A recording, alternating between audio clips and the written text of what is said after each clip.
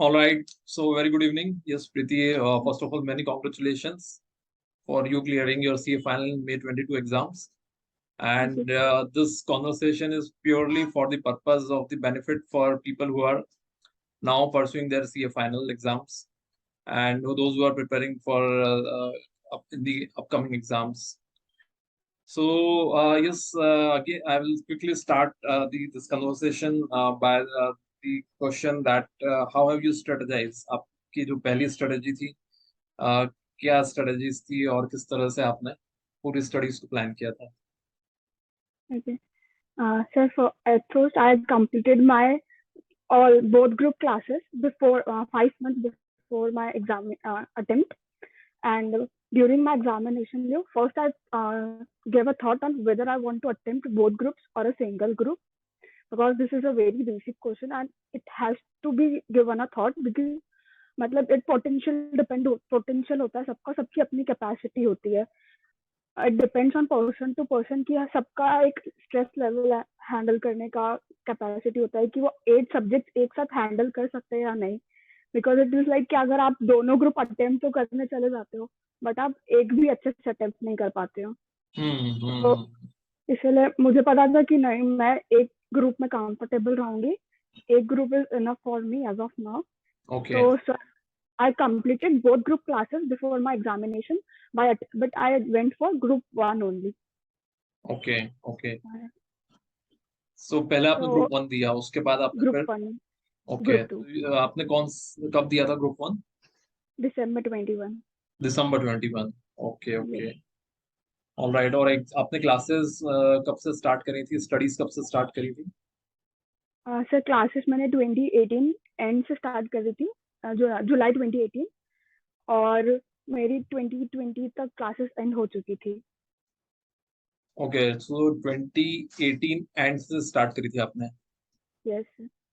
Okay, so 2019 पूरा आपने study करा, उसके बाद 2020 मई 2020 तक आपने स्टडीज करी. Yes sir. और उसके बाद अटेम्प्ट आपने 21 में दिया, correct? Yes sir, actually my first attempt was due in November 2020, but I was tested twice for positive for COVID-19. So I Okay. have to skip my attempt. November 2020 as well and May 2021 as well. अच्छा. Okay. All right. Yes. Okay, so definitely it was a tough time, no doubt about it. उस time पर काफी सारे students ने अपना attempts miss भी किए थे, कुछ को हेल्थ इश्यूज के कारण कहीं ना कहीं स्किप करना रहा था. सो आपने जो एग्जाम्स ग्रुप 1 के लिए जो स्टडीज करी थी, राइट, सो उसमें क्या किस तरह से प्लानिंग करी थी? प्रैक्टिकल सब्जेक्ट्स, थ्योरेटिकल सब्जेक्ट्स, थोड़ा सा categorically you can let us know. Yes sir. Sir practical subjects में है ग्रुप 1 में financial reporting and SSM strategic financial management, और थियोरी सब्जेक्ट है audit and law. So sir I was quite comfortable with SFM because मेरा practical part थोड़ा strong है हमेशा से, तो मैं एसएफएम और एफआर से थोड़ा कंफर्टेबल थी पॉइंट मतलब. तो और मैं ऑडिट से बहुत डरती थी, और मुझे लगता है मैक्सिमम स्टूडेंट्स को ऑडिट का फियर होता ही है. सो व्हाट आई प्लान वाज कि मैंने सबसे पहले अपना रिवीजन एफआर से स्टार्ट किया, क्योंकि एफआर बहुत ही लेंदी सब्जेक्ट है और उसको एक समराइज करना बहुत बहुत तो डिफिकल्ट इस है. इस डिस्कशन में एक बहुत इंपॉर्टेंट पॉइंट है, लाइक मैं अपना भी एक्सपीरियंस थोड़ा थोड़ा इसमें बताता जाता हूँ. लाइक हम लोग जब स्टडीज करते थे तो और इनफैक्ट ये सभी के साथ होता है कि सभी फाइनल के स्टूडेंट्स जब स्टडी स्टार्ट करते हैं तो देखते हैं कि सिलेबस बहुत वास्ट है. तो वास्ट सिलेबस और उसकी उसमें डेप्थ भी उतनी नहीं है. मतलब अगर आप कोई सिंपल स्टैंडर्ड में पढ़ रहे हो तो वो हो सकता है कि आप इतने डीप में चले जाओ कि यू में spend N number of hours on that. तो वो एक बहुत इंपॉर्टेंट पॉइंट है कि आपने उसको जो बड़े सब्जेक्ट्स है, for example financial reporting, financial management, तो इनको आपने किस स्ट्रेटजी से पढ़ा है? लाइक आपने कितने आवर्स आपने क्लासेस में स्पेंड करे, कितने सेल्फ स्टडी करी और कितने आपने मॉक टेस्ट दिए? Okay, I will start with it. तो क्लासेस मेरे जो फाइनेंशियल रिपोर्टिंग और स्ट्रैटेजिक फाइनेंशियल मैनेजमेंट दोनों की क्लासेस 4 मंथ्स की थी. ये बिकॉज ऑफ द मतलब मैंने लाइव क्लासेस ली थी, तो ये उसका ड्यूरेशन है, 4 मंथ्स की लाइव क्लासेस थी दोनों सब्जेक्ट्स की। और फिर क्लासेस के बाद जो रेगुलर होमवर्क या जो रेगुलर टीचर्स बोलते थे स्टडी करने के लिए, वैसे वैसे वैसे प्रेप करती थी। देन जब सेल्फ स्टडी का टाइम आया, तो जब एफआर उठाया तब पता चला कि एफआर बहुत डेप्थ में आप पढ़ सकते हो। और मतलब आप जब मॉड्यूल उठाते हो एफआर का, तो आप बिल्कुल कंफ्यूज होते हो कि इसको पढ़ना कैसे है क्लास की, मतलब आपको कैसे चीजों को इंटरप्रेट करके क्वेश्चन में कैसे अप्लाई करना है।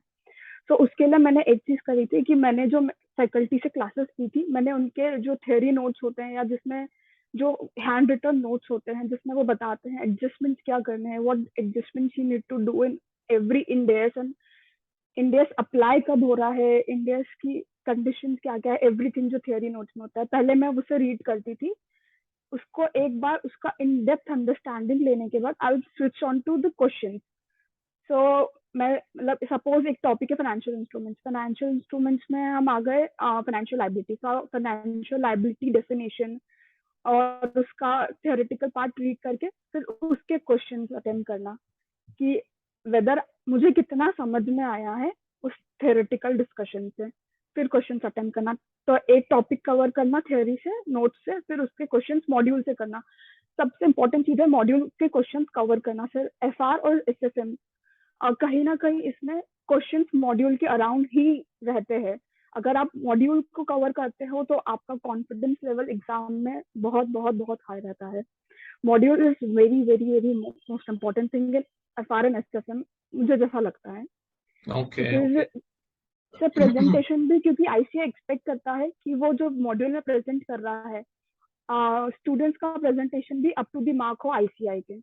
number of decimals you are rounding off to, number of, it matters, actually it matters, number of decimals also it matters in the financial reporting and SFM तो examination. एक fundamental question ये है कि जब आप 4 months की classes या जो भी पीरियड होता है क्लासेस का वो आप करते हो, सो आपको क्लासेस के बाद आपको कितना टाइम देना पड़ता है? मतलब अगर इसको शॉर्ट में अगर put it in short, like if you are spending let's say 3 hours for 4 months, so roughly it is almost like around, if we exclude Sundays and all holidays, so it I think somewhere goes around for 100 days, and 100 into 300, 300 hours, right?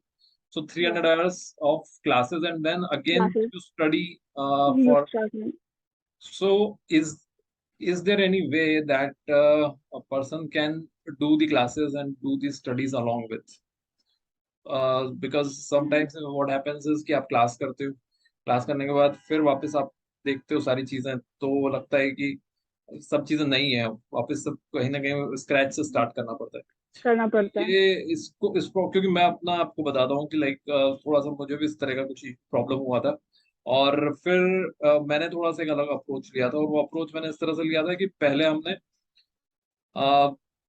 Subject में से वो topics निकाल लिए थे कि जो topic हम self study कर सकते थे, सर, और उसके बाद फिर जो स्पेसिफिक डिफिकल्ट पॉइंट्स थे उन डिफिकल्ट पॉइंट्स को फिर बाद में अप्रोच करा था, तो उसे केवल स्पेसिफिक जो टॉपिक्स थे वो ही हमने एक्सटर्नल फैकल्टी से स्टडी करे थे। तो ऐसी कोई स्ट्रेटेजी आपको लगती है कि आपको कर लेनी चाहिए थी, जिससे आपका टाइम बचता है, या फिर यही सही तरीका है आपके हिसाब से?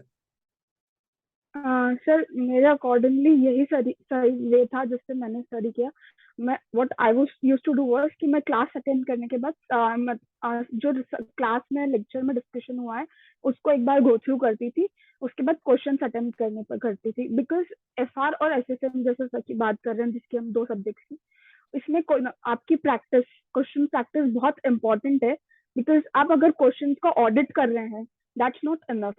आपको क्वेश्चंस की हैंड प्रैक्टिस, क्वेश्चंस का फॉर्मेट सब बात पता होना बहुत नेसेसरी हो जाता है। बिकॉज आप जब एग्जाम में अटेम्प्ट करने बैठते हैं आप बिल्कुल ब्लैंक हो जाते हैं कि फॉर्मेट क्या बनाना है। आपको आंसर पता है, आपको सॉल्व करना पता है कि इसका सॉल्यूशन क्या होगा, बट आपको फॉर्मेटिंग ही नहीं पता होती है। और ये हम्म। फॉर्मेटिंग कहीं ना कहीं प्रैक्टिस से आती है, और सब प्रैक्टिस आप धीरे धीरे धीरे डेली बेसिस पे ही कर सकते हो कंसिस्टेंटली। यू कांट मतलब कांट बी लाइक क्या 4 मंथ्स में आप लेके बैठ के 12-12 घंटे प्रैक्टिस कर रहे हो, not possible. You have to हाँ, cover everything. All right. So basically, 4 hours of 4 months of the classes. Okay, तो आपका पर्सनल सजेशन ये है कि अगर किसी को भी स्टडी करनी है तो फर्स्ट दे शुड अटेंड सम और द अदर क्लास, और उस उन क्लासेस को या तो साथ में ही वो उसको कवर करते चले, या फिर अगेन लाइक, तो एक तरीका ये होता है कि तो कुछ शॉर्ट नोट्स साथ में बना लें ताकि जब नेक्स्ट टाइम उसको हाँ स्टार्ट करें तो फिर उतना पूरा आपको वापस से स्टार्ट नहीं करना पड़ता है। ये सर बिकॉज ऐसे समय ये मैंने एक्चुअली बहुत लोगों के साथ प्रैक्टिकल प्रॉब्लम देखी है कि जब वो वापस उसको उठाते हैं, मतलब पोस्ट कंप्लीशन ऑफ क्लासेस, वो एक बहुत ही बड़ा चैलेंज हो जाता है। बहुत बड़ा चैलेंज है। तो वहां पे सेल्फ मोटिवेशन बहुत चाहिए होता है, अगेन विदाउट एनी हेल्प, जब आप खुद से उठाते हो सब्जेक्ट को। ओके, सो ठीक है, मतलब आपका suggestion class, and then again we have to, then how, for how many hours have you studied financial reporting After classes, after मतलब classes? during self study. Yes sir. So actually I can max study up to 10 hours a day. Not it's not possible for me to sit for 16 to 18 hours. It used to be 10 hours a day on daily basis consistently. Okay, so you So are studying I 10 hours give a day, which is definitely very high. मतलब of course 10 hours is, लोग बोलते हैं कि like 16-18 hours, लेकिन अगर practically अगर आप देखोगे, इफेक्टिव अगर स्टडी की बात करते हैं, effective. Right, so effective study 10 hours is like really very good. Because when I I used to study, my effective time was 7 hours. Maximum 7 to 8 hours was. Sometimes it went to 8 hours. Otherwise, वो फिर effective study नहीं होती थी. effective. Okay, so So 10 it hours of took studies is good. But for how many hours were you studying tw- financial reporting? 20 to 20, 22 days I took for financial reporting. Okay, 22 days. That means around 200 hours. Yeah. Okay. So 400, 300 plus 200 hours, 500 hours. Okay. All right. So उसमें financial reporting के लिए any quick short tricks that you could suggest Yes or sir. any mistakes that you have made while studying financial reporting? Like for some short tricks, first of all, make short notes, summarize notes of adjustments, all the adjustments you have studied. Like suppose it's a PP adjustment in day 16.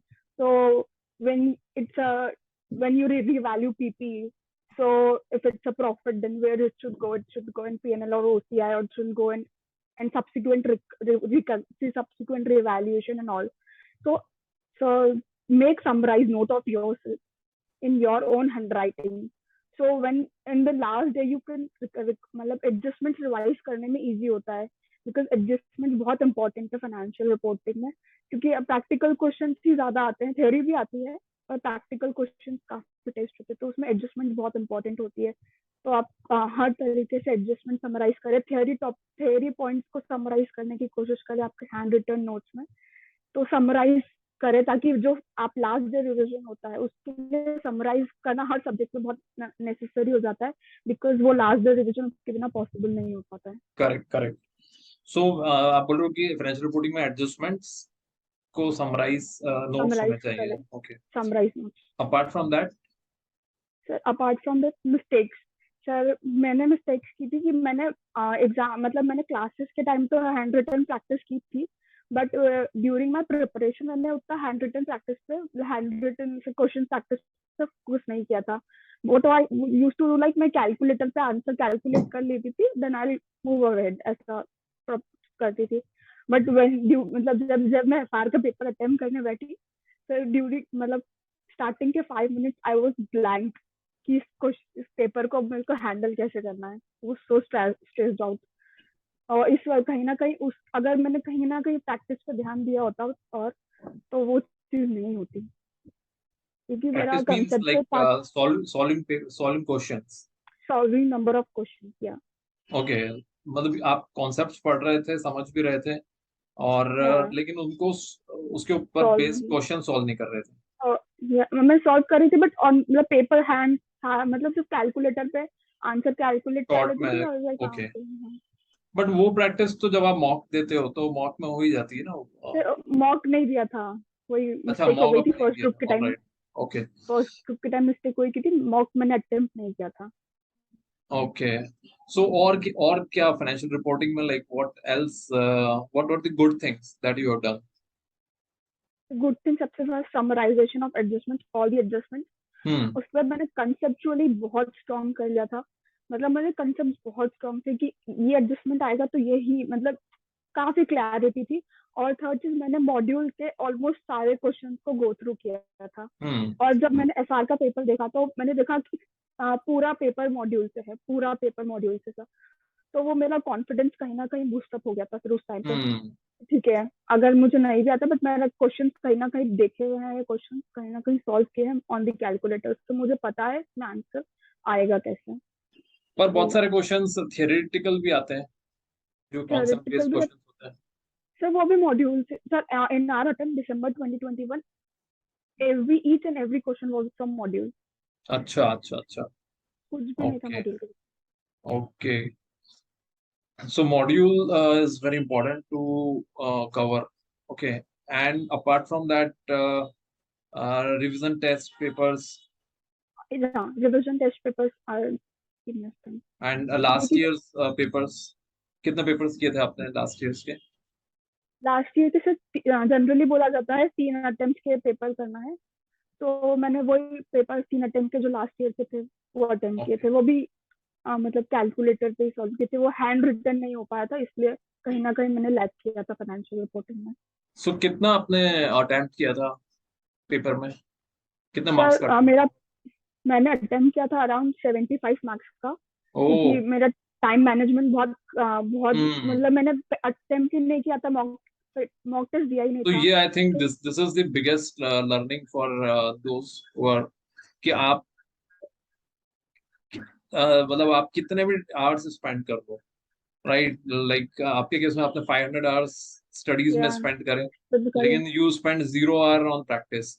Okay, and practice that's correct. Why आपका जो score, जो attempt था वो 75 marks का था, ठीक है? तो यस। ये मेरे ख्याल से सभी के लिए लर्निंग है कि लाइक सबसे बड़ी चीज होती है कि पूरा 100 मार्क्स का कवर करना। तो उसके और तो लिए 75 मार्क्स में भी सिली मिस्टेक्स बहुत थी, क्योंकि हाँ, प्रैक्टिस नहीं। प्रैक्टिस के कारण।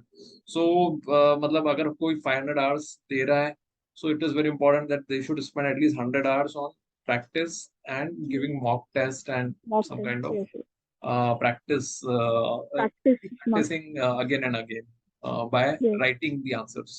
Okay. Yes Okay, great. So this is for financial reporting. Then how about SFM? Sir, for SSM I use to same like I मतलब मेरे कंसेप्ट कॉपी अलग थे एसएसएम में। So I use to go through the formulas and concept through from that concept copy. Then I use to practice module उसमें। But SFM, मुझे SFM हमेशा से पसंद था, तो उसमें मैं हमें रिटर्न प्रैक्टिस भी बहुत करती थी। तो इसीलिए एसएसएम में मैं I was able to attend 100 marks of paper. और then I score 73 marks in SSM. Oh, तो fantastic. तो वो चीज मुझे हमेशा से हेल्प करी, क्योंकि वो मेरा सब्जेक्ट इंटरेस्ट का सब्जेक्ट था। तो मैंने उसको थोड़ा पार्शियल होके कभी ज्यादा ही टाइम दिया था, और प्रैक्टिस भी अच्छे से की थी। So, since you scored 73 marks, right, and SFM is a pain point for a lot of students, there are, देखो, एक तो लाइकिंग तो डेफिनेटली होती है सब्जेक्ट को लेकर, लेकिन फिर भी कुछ again there are some tricks and techniques that we use. So, what are those things that you have? I mean, apart from practice, you must have given mock test in that case. Yes sir, for Mock ऐसे तो test दिए थे आपने? मैं mock test भी दिया था, और हाँ, मॉड्यूल के क्वेश्चन भी प्रैक्टिस किए थे। और उसके बाद जो मेरी कंसेप्ट कॉपी थी वो बहुत ही अच्छी थी। उसमें सारे फॉर्मूले, सारे कंसेप्ट और सारी मिस्टेक्स जो मैं प्रैक्टिस के टाइम करती थी, मतलब कोई सिली मिस्टेक्स कर रही हूँ, कोई फॉर्मूला पुटअप करने में मिस्टेक करी, फॉर्मूला में वैल्यूज पुटअप करने में, ईच एंड एवरीथिंग उस कंसेप्ट कॉपी में कवर्ड था। तो जब मैंने उसे लास्ट डे रिवाइज करा, तो मैं मतलब लास्ट डे एसएसएम रिवीजन में मुझे बिल्कुल प्रॉब्लम नहीं आया। 1.5 डेज में मेरा 100% रिवीजन कवर हो गया था, 100% रिवीजन हो गया था अलॉन्ग विथ थ्योरी। Okay, तो okay, okay. That's great. So, SFM के केस में conceptual clarity, right? That is very important. And मुझे भी पर्सनली यही लगता है कि conceptual clarity बहुत चाहिए फाइनेंशियल मैनेजमेंट में. जितना जितने टॉपिक्स को आप प्रैक्टिकल लाइफ से कनेक्ट कर सकते हो उतना कनेक्ट अगर आप कर करोगे कर तो ओके आपको उसमें काफी ईज हो जाएगी। जैसे कि ओके हमें याद है कि लाइक डेरिवेटिव एक सब्जेक्ट जो हुआ करता था, डेरिवेटिव उसमें भी topic forward future forward options and all, तो वो टॉपिक अगर आप उसको थोड़ा सा रियल लाइफ से कनेक्ट कर लेते हो, ओके, कुछ प्रैक्टिकल एग्जांपल्स ले, तो फिर आप हमेशा आपको चीजें हम याद ये लाइफ लॉन्ग आप उसको याद रखोगे, वो बहुत इजी हो जाता है फिर उसको अप्रोच करना, क्योंकि डेरिवेटिव और फॉरेक्स कहीं ना कहीं सब डरते हैं उसको, मतलब अटेम्प्ट वो सब्जेक्ट वो टॉपिक कवर ही नहीं करते हैं क्योंकि इतना फियर होता है उन दो टॉपिक्स का।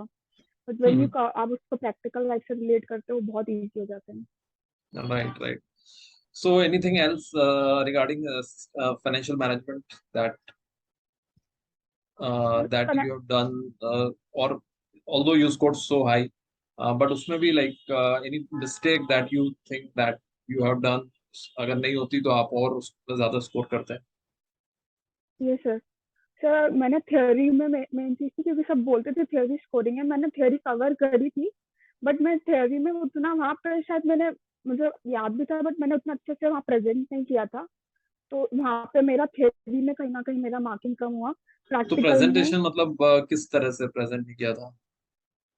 सर, मतलब जैसे पॉइंट्स मैंने एक बार गो थ्रू कर लिए थे बट मैं रिकॉल वहां से प्रॉपरली कर नहीं पाई सारे पॉइंट्स, और ओके। इसलिए वहां पे पुट अप नहीं कर पाई। अच्छा, इसलिए कहीं ना कहीं मैं मतलब थ्योरी यू को वर नॉट लेकर, able to recall the points. Yes yes, in theory, इसीलिए मुझे प्रॉब्लम आया, नहीं तो और अच्छा था। Okay, okay. But it was indeed a very good score. 73 is definitely very high. हम लोगों के टाइम पे फाइनेंशियल मैनेजमेंट वाज लाइक कि अगर आपने 40 स्कोर कर लिए तो भी लोग बड़े थैंकफुल होते थे। तो 73 तो it's very very good score. Okay, इसके बाद ऑडिट और लॉ, राइट? थियोरेटिकल सब्जेक्ट्स के लिए what are the things that how you plan for the theoretical subjects? Sir first of all for audit, sir बताया जैसे मैं मुझे बहुत फियर था ऑडिट का। So what I used to do was, मैं डेली ऑडिट में थ्री, क्या इतना फियर क्यों रहता है? सर मेन तो पूरा थ्योरी है, और थ्योरी ऐसा है कि जिसको मगअप करना पड़ता है। थ्योरी आप एक बार अंडरस्टैंड भी कर लेते हो तो आप नेक्स्ट टाइम जब आप उसको पढ़ते हो आपको लगता है आपने कुछ पढ़ा ही नहीं था, क्योंकि कुछ भी याद नहीं आता है ऑडिट में। लास्ट जब रिविजन भी करते हो ना तब लगता है फर्स्ट टाइम ही पढ़ रहे हैं शायद। तो हम्म। ऑडिट में ये चीज बार बार होती है क्योंकि आपको रिकॉल नहीं हो पाती है चीजें उतनी जल्दी। तो ऑडिट जो की सबसे वर्डिक्स है ज्यादा उसकी, उसकी वर्डिंग्स एक्चुअली, क्योंकि उसमें जो क्योंकि लैंग्वेज है वो उसमें बहुत इंपॉर्टेंट क्लैरिटी, है। लॉजिकल क्लैरिटी तो रहती है, लिखना क्या है, लेकिन उसमें जो वर्ड्स चाहिए एग्जैक्टली वो आई थिंक उसकी बात कर रहे हो आप? बहुत, yes yes correct. Okay, okay. तो यहाँ पे मतलब याद रखने वाला पॉइंट ज्यादा है, number of yes yes, points, number definitions, of points, mug up करने वाली राइट चीजें वर्ड, बहुत सारी है इसमें। बहुत सारी आप चीजें। स्टैंडर्ड्स ऑफ ऑडिटिंग ले लो, या फिर आप स्पेशल ऑडिट्स ले लीजिए, या फिर आप प्रोफेशनल एथिक्स ले लीजिए। हर चीज में आपको कहीं प्रोफेशनल एथिक्स को भी थोड़ा कंसेप्चुअली आप याद कर, क्लैरिटी हो जाती है तो आप खुद के वर्ड्स में आप उसको ड्राफ्ट कर सकते हैं। बट स्पेशल ऑडिट है, स्टैंडर्ड्स ऑडिटिंग में, इसमें बहुत ज्यादा मदद करने वाले पॉइंट्स हो जाते हैं। तो ओके। ऑडिट के लिए मैंने ये स्ट्रैटेजी की थी कि मैंने जैसे एसएफएम स्टार्ट किया था, after refer I started SFM.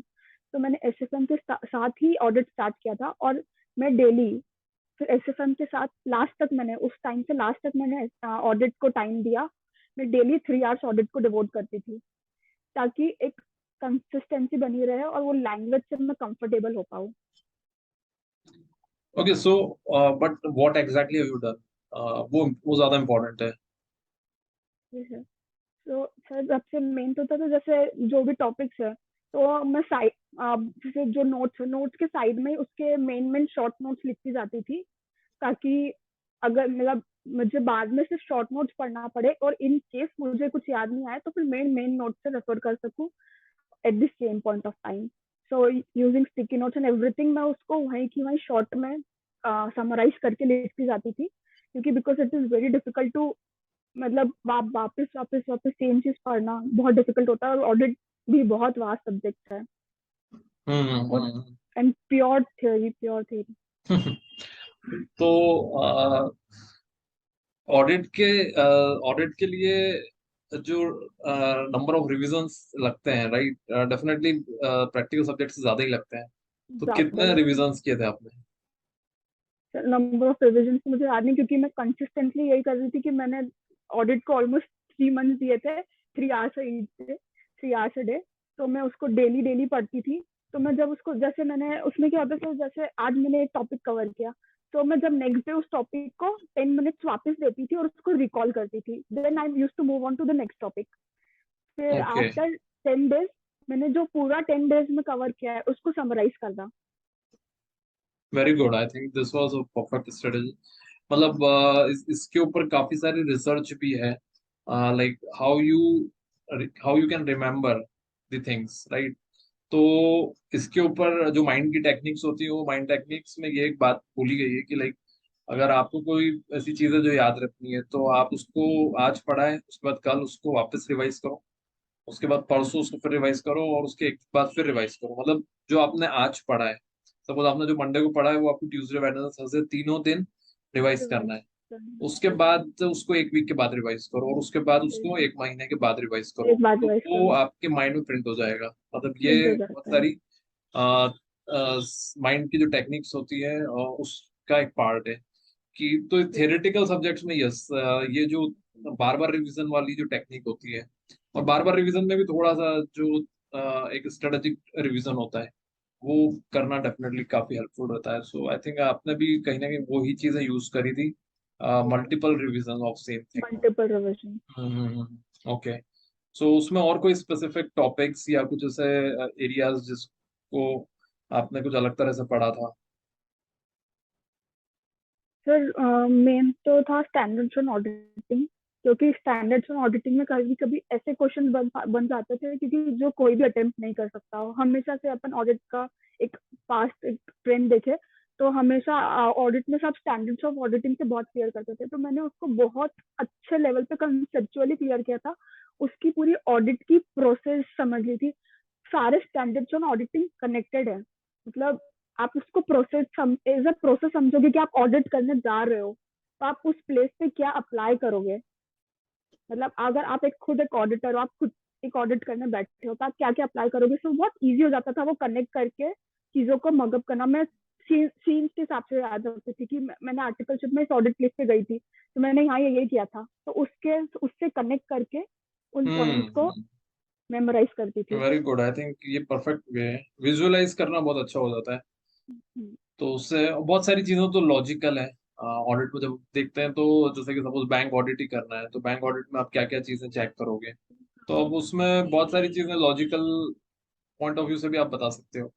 तो आई गेस इसको विजुअलाइज करना is something very good. So revisions, multiple revisions, and जितना आपने अगर कुछ प्रैक्टिकल वर्क किया है, तो उस प्रैक्टिकल वर्क से ओके। उसको कनेक्ट करना। ओके, कनेक्ट दीज करना। Two things are definitely help you out.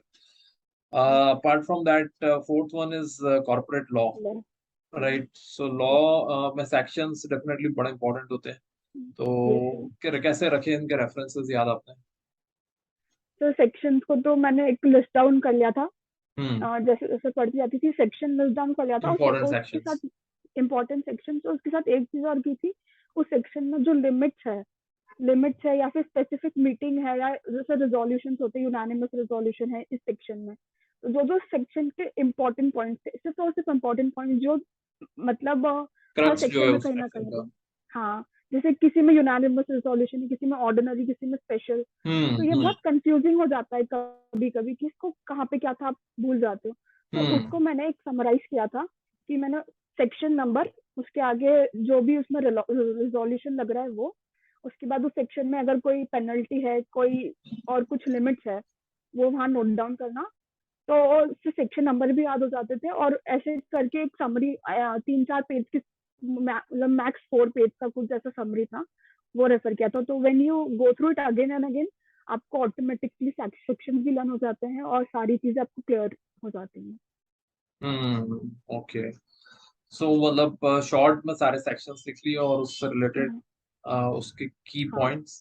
की कुछ पॉइंट। चीजें डेफिनेटली कॉमन होती है, जैसे हाँ। कि आपको ऑर्डिनरी रिजोल्यूशन पास करना है, स्पेशल रिजोल्यूशन पास करना है, कई जगह नंबर ऑफ डायरेक्टर से रिलेटेड पॉइंट्स हाँ। होते हैं। तो उसको yes definitely again same thing कि शॉर्ट में नोट कर लिया और उसको बार बार रिवाइज करा। बार बार रिवाइज कर तो वो क्लियर कोई क्लियर भी क्लियर हो गया था फिर। मॉड्यूल आपने रेफर किया था पूरा, या मॉड्यूल के नहीं सर, बाहर? नहीं सर, ऑडिट और लॉ में मैंने मॉड्यूल रेफर नहीं किया था। मैंने मतलब सर मैंने स्कैनर्स रेफर किए थे, क्वेश्चन बैंक टीचर्स के। तो मैंने उस स्कैनर्स में जो क्वेश्चन थे उनको प्रैक्टिस किया था, और दोनों में, ऑडिट और लॉ में दोनों में क्वेश्चन प्रैक्टिस किए थे स्कैनर से, क्योंकि क्वेश्चन कैसे बनते हैं प्रीवियस ईयर क्वेश्चंस स्कैनर के। Previous year question. Yes okay, तो कितने सालों की करे थे आपने, टोटल कितने पेपर्स? सर, एक्चुअली जो स्कैनर्स मैंने रेफर किए थे उसमें सारे, मतलब मॉड्यूल, आरटीपी, एमपीपी और जितने पास्ट ईयर एग्जामिनेशन क्वेश्चन थे सब कवर्ड था। ओके, तो तो पास के कितने सालों के क्वेश्चंस थे उसमें? सर उसमें ऑलमोस्ट सारे ही सालों के थे। 10-12 years, बिकॉज हम लोग टाइम पे it was almost 10 year। Yes sir, 10 to 12 years के पूरे कवर्ड थे। तो वो पूरे प्रैक्टिस किए थे। और सर लॉ में मैंने ये चीज सीखी थी कि सेक्शन जब मैं समझ रही थी, बट उस सेक्शन के जो क्वेश्चन बनते थे वो क्वेश्चन बहुत इन डेप्थ बनते थे। बाकी मैं जब थियोरेटिकल मैंने जब इतना पढ़ा था, मैंने इतना इन डेप्थ नहीं पढ़ा था। बट क्वेश्चंस में जैसे डायरेक्टर्स के क्वेश्चंस होते हैं वो बहुत इन डेप्थ जाके क्वेश्चन पूछते हैं। तो वो कहीं ना कहीं मुझे स्कैनर प्रैक्टिस करने से वो बहुत अच्छा एज मिला था कि मुझे उस इन डेप्थ, कितना इन डेप्थ पढ़ना है उसका एक अंडरस्टैंडिंग आ गया था। Okay okay, great. So basically law की अगर बात करें, तो लॉ में एक और चीज होती है कि कई बार सेक्शन जब हम पढ़ते हैं तो उसका जो पर्पस है उस सेक्शन का, वहां से अगर स्टार्ट करो तो भी बहुत सारी चीजें ऑटोमेटिकली क्लियर होती जाती है। जैसे कि लाइक एक सेक्शन होता है डिविडेंड, कंपनी को कब डिविडेंड पे करना चाहिए, यस राइट? तो वो अगर लॉजिकली अगर आप सोचोगे तो बहुत सारी चीजें क्लियर। नेचुरली फिर क्लियर हो जाएंगी आपको, rather than just trying to remember कि उस सेक्शन में क्या लिखा है। अगर उसका इंटेंट, अगर लॉ में ये बहुत इंपॉर्टेंट है कि अगर इंटेंट आपको समझ आ जाता है, for example section on loan to director, right? तो ये भी बेसिकली इंटेंट पे है कि अगर आपको इंटेंट क्लियर है उस सेक्शन का तो बहुत सारे चीजें आपको ऐसे क्लियर हो जाएंगी। यस। Okay, great. सो इसमें any so these are the good things, and what are the mistakes that you made in the theoretical part? Theoretical part में ये हुआ कि मैं ऑडिट में, मतलब मैंने समरी नोट्स बनाए थे, फिर भी मैं लास्ट डे ऑडिट को रिवाइज नहीं कर पाई थी। मेरा सिर्फ 60% रिविजन ही कंप्लीट हो पाया था, अच्छा। मतलब लास्ट डे मेरा 40% रह गया था। बट एक्चुअली क्योंकि मैंने लास्ट में कंसिस्टेंटली ऑडिट को पढ़ा था, उसकी वजह से I was able to score good. But मुझे ये चीज थी कि मैं लास्ट डे रिविजन पूरा कंप्लीट नहीं कर पाई थी, क्योंकि मेरे पास प्रॉपर समरी नोट्स नहीं थे खुद के। Okay okay, all right. So this is about group one, right? And now हम लोग ग्रुप टू पे मूव करते हैं। ग्रुप टू में इंडिविजुअली डिस्कस नहीं करते हैं अलग अलग subject wise, but broadly what are the right things again for any subjects that you have done, because mostly again like practical के लिए एक जो common बात है वो ये है कि you should write as many thing जहाँ पे भी time constraint आता है, और theory में like number of revisions, right? So group two में yes, any specific thing that you have done? Yes sir. Sir for group two सबसे first was क्या है, मुझे ग्रुप वन से समझ आ गया था कि मॉक बहुत इंपॉर्टेंट है। So I attempted mock test papers for each subject, and then because I clear group one, तो उसके बाद मुझे पता था क्या मिस्टेक्स होती है, तो मैंने ग्रुप टू में सारी मिस्टेक्स को कवर करने की कोशिश की थी। समरी नोट बनाने की कोशिश की थी, कंसेप्चुअल क्लैरिटी पे और ज्यादा फोकस किया था, मॉक टेस्ट पेपर अटेंड किए थे, नंबर ऑफ रिविजन पे फोकस किया था। और ग्रुप टू में सर जैसे एस सी एम पी का बहुत सबको फियर होता है कि केस स्टडीज आती है, थ्योरी आता है, प्रैक्टिकल आता है, उसका बहुत फियर था, रहता है सब कुछ। तो उसको जैसे प्रॉपरली, मतलब अगर आप करते हो कि आप, मतलब अब प्रैक्टिकल में इतना इन डेप्थ नहीं जाते जितना ओल्ड कोर्स में जाते थे। तो आप उसका फियर निकाल के जब आप उसको अटेम्प्ट करते हो ना, तो वो क्वेश्चन इजीली मैनेजेबल होते हैं, जो प्रैक्टिकल टॉपिक से standard costing, budgetary control, each one of them. तो वो बहुत लॉजिकल है, कॉस्टिंग इज लॉजिकल है, वेरी बहुत लॉजिकल। लॉजिकल है, हम्म। बहुत लॉजिकल है। तो आप बस, एक्चुअली फियर है उस सब्जेक्ट का, वो फियर अगर आप रिमूव करते हो तो उसके बाद बहुत लॉजिकल हो जाता है। और जैसे पहले क्वेश्चन आते थे, बहुत पहले जो क्वेश्चन आते थे वो actually high level of question होते थे, बट न्यू कोर्स में उन्होंने कहीं ना कहीं उस चीज को ईज डाउन कर दिया है। थेरी का, मतलब मुझे लगता है सर थेरी एक प्लस पॉइंट है। जो कॉस्टिंग की थ्योरी है वो बहुत प्लस पॉइंट है, क्योंकि कहीं ना कहीं आप स्ट्रैटेजिक मैनेजमेंट में उस थ्योरी को कवर कर चुके हो। बेसिक थ्योरी है, आप उसको जब रिलेट करते हो आपकी रियल लाइफ, मतलब प्रैक्टिकली आप उसको रिलेट करते हो, आप रियल लाइफ स्टोरी से रिलेट करते हो, बहुत इजी हो जाता है उस थ्योरी को अंडरस्टैंड करना और उसको मेमोराइज करना। Okay okay okay, great. Okay, so one is definitely that it's a logical subject. So reasoning, Yes. अगर आप रीजनिंग से चलते हो तो काफी, और ये चीज फाइनेंशियल मैनेजमेंट पे भी सेम चीज अप्लाई होती है, कॉस्टिंग पे भी सेम चीज अप्लाई होती है कि पहले फॉर्मूला, ठीक है फॉर्मूला अपनी जगह पर है, लेकिन अगर आप उसको एक नॉर्मल कॉमन सेंस से सोचोगे उस क्वेश्चन को, तो वहां से ही आपको काफी कुछ क्लैरिटी मिल काफी जाएगी, और स्पेशली कॉस्टिंग में तो काफी कुछ ऐसे ही क्लियर हो जाएगा। सही। Okay, so apart from that subject, what and what were the mistakes that you made in group two? Sir mistakes, sir actually I जो भी मिस्टेक्स की थी ग्रुप वन में, उससे बहुत कुछ लर्न ऑलरेडी कर चुकी थी। ग्रुप टू में उसको सबको करने की पूरी प्रैक्टिस की थी। बट सर मेरे साथ ये प्रॉब्लम होता था कि मैं 100% ऑफ पेपर किसी भी सब्जेक्ट में अटेम्प्ट नहीं कर पाती थी। बस एसएफएम में करा था, उसके अलावा किसी सब्जेक्ट में मैं 100% ऑफ पेपर अटेम्प्ट नहीं कर पाती थी। शायद मेरा स्पीड का प्रॉब्लम था, या आई डोंट नो। मैं ग्रुप टू में भी कहीं ना कहीं इसलिए लैग करा कि मैं 100% ऑफ पेपर पेपर अटेम्प्ट नहीं अटेम्प्ट कर नहीं कर पाया, पाती। तो वो उसको, और वो बहुत लोगों की प्रॉब्लम होती है, तो उसके लिए क्या सजेशन है कि लाइक किस तरह से ज्यादा आप कवर कर पाओ पेपर? तो उसके लिए सजेशन यही है कि आपको स्टार्टिंग से टाइम मैनेजमेंट प्रैक्टिस करना पड़ेगा। आपको पेपर सॉल्व करके देखने पड़ेंगे। पेपर सॉल्व नहीं कर रहे हो, अगर आप कोई क्वेश्चन सॉल्व कर रहे हो, तो भी एक आप टाइमर लगा के बैठो टाइमर लगा के। कि आपको ये क्वेश्चन इतने मिनट में आपका कंप्लीट होना ही चाहिए। तो आप जब रेगुलरली इसको करते हो तो कहीं ना कहीं शायद वो आपकी हैबिट बन जाता है। Right right. ये डिसिप्लिन लाना वैसे बहुत डिफिकल्ट रहता है कि और रोज अगर डिफिकल्ट है। छोटा क्वेश्चन भी कर रहे हैं तो भी टाइमर लगा के कर रहे हैं, बट यस, तो कितने मॉक आपके हिसाब से कर देने चाहिए एक स्टूडेंट को?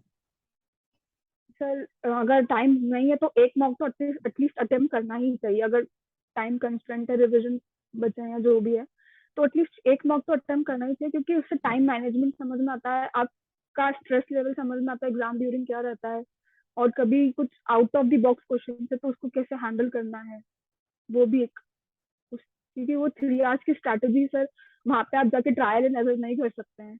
उसको एक एटलीस्ट फर्स्ट एक मॉक टेस्ट अटेम्प्ट करके ट्रायल एंड एरर पहले ही कर लेना चाहिए। एटलीस्ट तो एक करना ही चाहिए, बट ज्यादा से ज्यादा,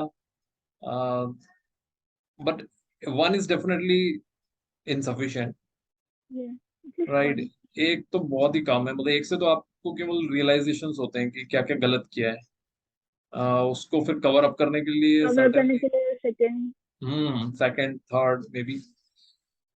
तो but yes, this is a good way कि आप जब भी कोई टॉपिक कवर करो, टॉपिक करने के इमीडिएटली 3-4 टॉपिक्स कवर कर लिए तो उससे रिलेटेड जो क्वेश्चंस हैं, 3 घंटे का पेपर नहीं देना है तो 1 घंटे का एक पेपर लेकर 4 क्वेश्चन ले लो 1 घंटे में, और उन 4 क्वेश्चंस को आप उस टॉपिक से, ताकि आपकी साथ साथ में स्पीड की भी प्रैक्टिस होती रहे। तो speed practice is very important, yes. और ये आई थिंक यहीं पे बहुत लोग गलती कर जाते हैं कि दो चीजें गलती करते हैं, एक तो बहुत डीप में पढ़ाई कर लेते हैं फिर रिवाइज नहीं कर पाते हैं, और दूसरा स्पीड की प्रैक्टिस नहीं कर पाते हैं। अगर रिवीजन और स्पीड दोनों ही ठीक हो जाए तो नेचुरली काफी मार्क्स में इम्प्रूवमेंट आ सकता है। Okay great, so this is for your studies, right? Studies strategies, apart from that थोड़ा सा ये भी होता है कि like how have you maintain the consistency? तो ये तो बहुत टेक्निकल बातें हो गई। अब नॉन टेक्निकल में एक मोटिवेशन होता है कि लाइक एग्जाम्स को लेकर प्रेशर्स होते हैं एग्जाम्स के। तो वो सब चीजों के लिए हैव यू डन एनीथिंग, और ऐसा कोई ये प्रेशर सर, नहीं था आपको? ऐसे प्रेशर डेफिनेटली था क्योंकि 2 अटेम्प्ट ऑलरेडी स्किप कर चुकी थी। अब था हम्म। कि अब तो एग्जाम्स अच्छे से अटेम्प्ट करने हैं और अब क्लियर करना है। So sir, actually due to मेरी फिजिकल हेल्थ तो बहुत डिस्टर्ब हो गई थी क्योंकि 2 बार कोविड पॉजिटिव हो गई थी। तो हम्म। उसके बाद मुझे था कि अब तो कुछ करना ही है। तो सर, पहले तो लगता था मेडिटेशन बकवास है, but sir when I tried it, बहुत डिफिकल्ट था। मैंने गाइडेड मेडिटेशन वीडियो यूट्यूब पे सर्च किया एंड स्टार्टेड विद इट। और सर, आई मुझे उस गाइडेड मेडिटेशन ने बहुत बहुत हेल्प करा है, क्योंकि उसकी वजह से मेरी मेंटल हेल्थ और फिजिकल हेल्थ दोनों बहुत अच्छी रहती थी, क्योंकि कहीं ना कहीं आपकी फिजिकल हेल्थ भी आपकी मेंटल हेल्थ से कनेक्टेड होती है। Okay okay. तो तो मेडिटेशन ने काफी हेल्प किया आपको? ये सर मैं ज्यादा कुछ तो नहीं, 15 मिनट्स अ डे करती थी, हाँ गाइडेड हाँ। मेडिटेशन करती थी। बट सर, 1-2 महीने बाद मुझे खुद को डिफरेंस पता चला कि जिस चीजों को मैं लेके स्ट्रेस आउट हो रहती थी कि मुझे एक टॉपिक नहीं आ रहा, ये कैसे कवर करूंगी, ये कैसे करूंगी, ये सब बिल्कुल ही सॉर्ट आउट हो गया था। मैं इन चीजों को लेके स्ट्रेस्ड आउट रहना बंद हो गई थी। उसके बाद मेरा सिर्फ फोकस होता था जिस जो अभी मैं पढ़ रही हूँ, करंट में जो पढ़ रही हूँ। क्योंकि क्या होता है सर, हम करंट में जो पढ़ रहे होते हैं हमारा उस पर ध्यान होता ही नहीं है। हमारा दिमाग में चलता रहता है इतने सारे सब्जेक्ट है, इस हम्म, टॉपिक को कैसे कवर करना है, इस टॉपिक को हो पाएगा कि नहीं हो पाएगा, टाइम इतना कम है, कैसे मैनेज होगा, हाँ। कैसे होगा। तो इसमें भी एफिशिएंसी नहीं आ रही है, और आगे जो होगा वो तो पता ही नहीं है। अनसर्टेनिटीज को लेके काफी यस सर। और माइंड सर, फोकस नहीं करने देता है। ये सर, और कोविड में तो और ज्यादा अनसर्टेनिटीज थी कि अटेम्प्ट कब होगा, डिले होगा, एग्जामिनेशन होगा हम्म। या नहीं। बहुत सारी अनसर्टेनिटीज रहती थी। तो एक चीज ओके। है कि कहीं ना कहीं वो 15 मिनट्स अ डे मुझे बहुत हेल्प किया, और मैंने ये कंटिन्यू किया। मैं एग्जाम के दिन भी सर, मतलब जैसे अगर 5th ऑफ दिसंबर को हमारा फर्स्ट पेपर था, तो उस दिन भी मैंने मॉर्निंग में मेडिटेट किया, क्योंकि बहुत जरूरी होता है, वेरी बहुत गुड जरूरी आई है। थिंक। नहीं नहीं, this is something which is very good and it really help. मतलब मेरा पर्सनल एक्सपीरियंस है ये तो। सो लाइक मैं भी I mean I am also I also do it regularly. तो एग्जाम्स, फाइनल के एग्जाम्स में हमने भी किया था, और डेफिनेटली उससे कहीं ना कहीं आप एक ईज में रहते हो। ये सर। जो एक आप आपके कंट्रोल में होते हो, वो जो कंट्रोल हाथ से निकल जाता है कई बार, वो नहीं होता है। एक आप रेगुलरली प्रैक्टिस करते हो तो your mind is in your control, you are in your control, and you know if something bad is also happening, तब भी आप उस चीज से पैनिक नहीं करते हो। खाने के निकलते हैं, तो so that's great. Apart from meditation what else? Sir, eating healthy food. Sir, stress में बच्चे कुछ भी खा रहे हैं, जंक फूड खा रहे हैं, कुछ खा रहे हैं, और अल्टीमेटली वो हेल्थ पे बहुत गलत इफेक्ट करता है। क्योंकि मैंने देखा है सर, एग्जाम्स के टाइम किसी को जॉन्डिस हो रहा है, किसी को टाइफाइड हो रहा है, किसी को क्या हो रहा है। सर, मैंने खुद के फ्रेंड्स को देखा है। तो इसीलिए मैं कहा कि sir, eating healthy is very very important. कि आप जितना हेल्दी खाओगे, वो आपके ब्रेन को कहीं ना कहीं एनर्जाइज करेगा, आपकी बॉडी को एनर्जी देगा, जिससे आप राइट डायरेक्शन में एक अच्छा ये कर एंड पाए। स्टडी टाइम क्या रहता है जनरली? कई लोग रात मॉर्निंग। स्टडीज कर mornings. Morning. I use to सबका वेक अप लेकिन एट अलग फोर अलग होता है थर्टी इसमें। मैंने हाँ काफी। सर। अच्छा, 4:30 you started? I use to wake up at 4:30, then I oh, practice meditation, then I use to sit. That's something really great. मतलब ये अगर आप कर सकते हो तो फिर तो डेफिनेटली एग्जाम्स काफी इजी हो जाती हैं, क्योंकि जो सबसे डिफिकल्ट पार्ट है वो उठना ही होता है। और अगर वो आप इतनी जल्दी उठ सकते हो अगर, तो फिर काफी चीजें सॉर्ट आउट हो जाती है। यस, लेकिन थोड़ा सा फिजिकल एक्टिविटीज अभी, अब कोविड के टाइम पे तो खैर इट वाज नॉट पॉसिबल, लेकिन अभी if somebody is sitting entire day in their house and they are doing just studies, so they should at least go out for a walk for at least half an hour. I use to go for a walk for half an hour. हाँ, तो वो उससे थोड़ा मतलब charge up हो जाते हो आप। Yes sir. Okay great. Anything else that you believe कि मतलब apart from studies this is also a right thing that I have done, or this was not a right thing which I did? सब सब जो एक sir जो मैंने एक right thing जो मैंने की थी वो था कि सर मैं अपनी जो भी मतलब ऐसा था कि आई मतलब हैप्पी रहने की कोशिश करती थी। ऐसा नहीं लोगों को दिखाना कि मैं बहुत पढ़ रही हूँ, बहुत स्ट्रेस्ड आउट हूँ, नहीं। मुझे हैप्पी रहती है, मतलब जैसे मतलब मेरे मेरे फ्रेंड से बात करना या जो भी मेरे क्लोज वन थे उनसे बात करके जिनसे हैप्पी फील होता था उनसे बात करती थी ऑन डेली बेसिस।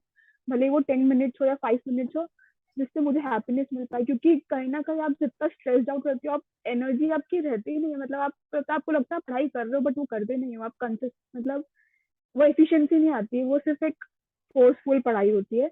बट हम्म। आपको उस पीरियड में उस ड्यूरेशन को एंजॉय करते हुए उसको हैप्पीली पढ़ाई करना बहुत इंपॉर्टेंट है। क्योंकि सर मतलब मैंने बहुत सारे स्टूडेंट से देखा, even my cousin she is studying for CA final right now, तो इतने स्ट्रेस्ड आउट होते हैं, बस दिन भर रो ही रहे हैं, अब उनको समझ ही नहीं आ रही हो क्या रहा है।